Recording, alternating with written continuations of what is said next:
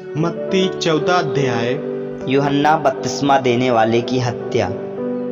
उस समय चौथाई देश के राजा हेरोदेस ने यीशु की चर्चा सुनी और अपने सेवकों से कहा, यह यूहन्ना बपतिस्मा देने वाला है, वह मरे हुओं में से जी उठा है, इसीलिए उससे सामर्थ के काम प्रकट होते हैं।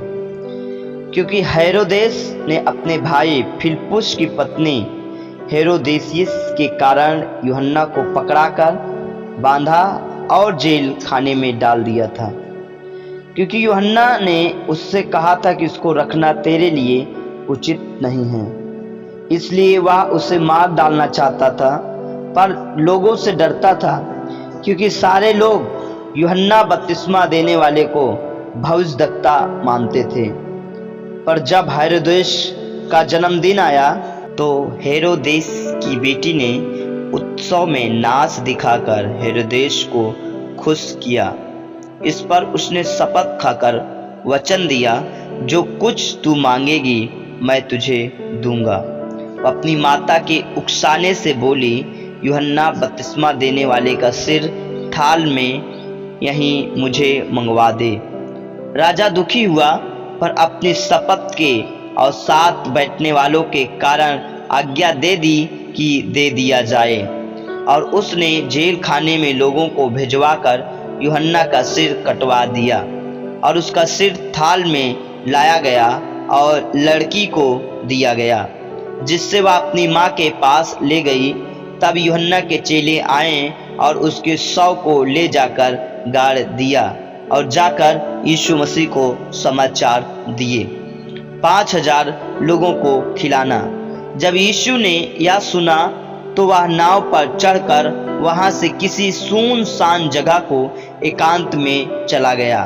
लोग यह सुनकर नगर नगर से पैदल ही यीशु के पीछे हो लिए। उसने निकलकर एक बड़ी भीड़ देखी और उन भीड़ पर तरस खाया, और यीशु मसीह ने उनके बीमारों को चंगा किया।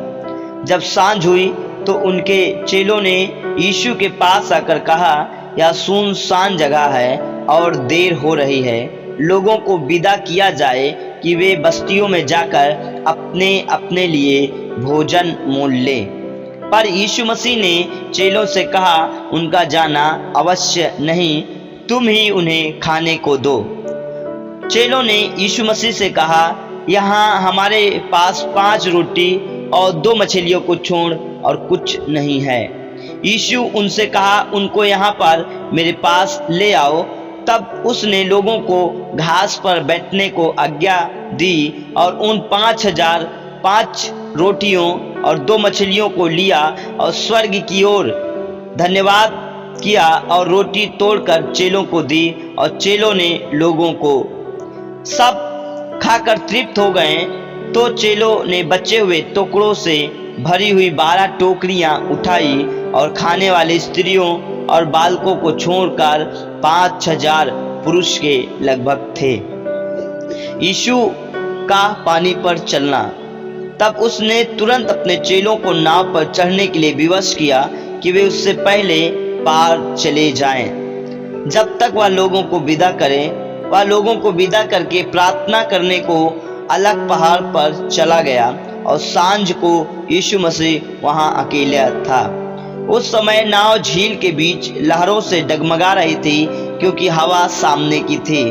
और यीशु रात के चौथे पहर झील पर चलते हुए चेलों के पास आए। चेले यीशु मसीह को झील पर चलते हुए देखकर डर गए, घबरा गए और चिल्लाने लगे, यह भूत है, और डर के मारे चिल्लाकर कहने लगे। तब यीशु मसीह ने तुरंत उनसे बातें की और कहा, ढांढस बांधो, मैं हूँ, डरो मत। पतरस ने यीशु को उत्तर दिया, हे प्रभु, यदि तू ही है तो मुझे अपने पास पानी पर चलकर आने की आज्ञा दे। यीशु ने उससे कहा, आ।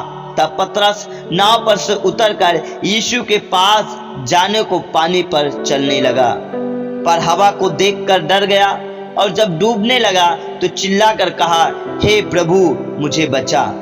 यीशु मसीह ने तुरंत हाथ बढ़ाकर उस पतरस को थाम लिए और उससे कहा, हे अल्पविश्वासी, तूने क्यों संदेह किया। जब वे नाव पर चढ़ गए तो हवा थम गई। इस पर उन्होंने जो नाव पर थे यीशु मसीह को दंडवत करके कहा, सचमुच तू परमेश्वर का पुत्र है। गानेसरत में रोगियों को चंगा करना। वे पार उतरकर गानेसरत में पहुंचे। वहां के लोगों ने उसे पहचान लिया और आसपास के सारे देश में समाचार भेजा और सब बीमारों को उसके पास लाए और उससे विनती करने लगे कि वह उन्हें अपने वस्त्र के आंचल ही को छूने दे। और जितने लोग यीशु मसीह के वस्त्र को छूते थे वे सारे लोग चंगे हो जाते थे। आमीन। प्रभु यीशु मसीह आपको आशीष दे। मेरे प्रियो, यदि आप इस चैनल पर नए हैं, यदि आपने अभी तक हमारे चैनल को सब्सक्राइब नहीं किया है तो हमारे चैनल को सब्सक्राइब करें और बेल आइकन के बटन को दबाएं ताकि वीडियो और ऑडियो रोजाना आप तक पहुंच सके। जय मसीह की। प्रभु आपको आशीष दे।